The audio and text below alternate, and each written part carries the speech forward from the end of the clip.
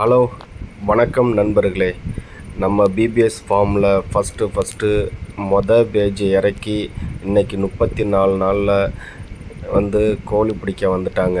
நம்ம பண்ணைக்கு 34 நாள் ஆச்சு. அப் டு டேட்டு பார்த்திங்கன்னா நமக்கு வெயிட்டு, கோழியோட weight 1.950, 1 kilo 950 gram, almost 2 kilo 34 நாளில் கோழி ரெடி ஆயிடுச்சு.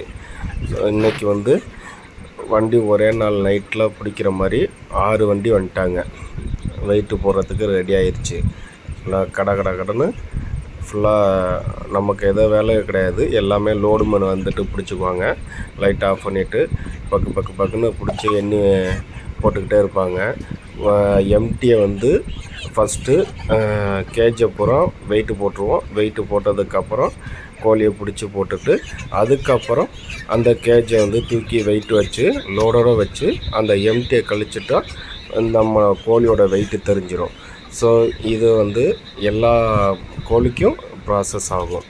நம்ம பண்ணையில் 4000 கோழி இறக்கணும். 4000 கோழி குஞ்சு இறக்குனதில் 250 மார்ட்டாலிட்டி, 250 இறந்து போச்சு. மீதி 3750 பேர்ட்ஸ் இருந்துச்சு. மொத்தம் டோட்டல் வெயிட்டு பார்த்திங்கன்னா 7000 கிலோ. நமக்கு இதுக்கான பேமெண்ட் பார்த்திங்கன்னா இனிமேல் தான் எஃப்சிஆரை கால்குலேட் பண்ணிவிட்டு நமக்கு பேமெண்ட் ரெடி பண்ணுவாங்க. ஸோ நெக்ஸ்ட் வீடியோவில் எவ்வளோ பேமெண்ட் ஆச்சு அப்படிங்கிறத நான் உங்களுக்கு அப்டேட் பண்ணுறேன். நம்ம பிபிஎஸ் ஃபார்ம் அப்டேட் ப்ளஸ் விவசாய சம்மந்தப்பட்ட வீடியோக்கள் எல்லாமே நம்ம டெல்டா விவசாயி சேனலில் வரும்.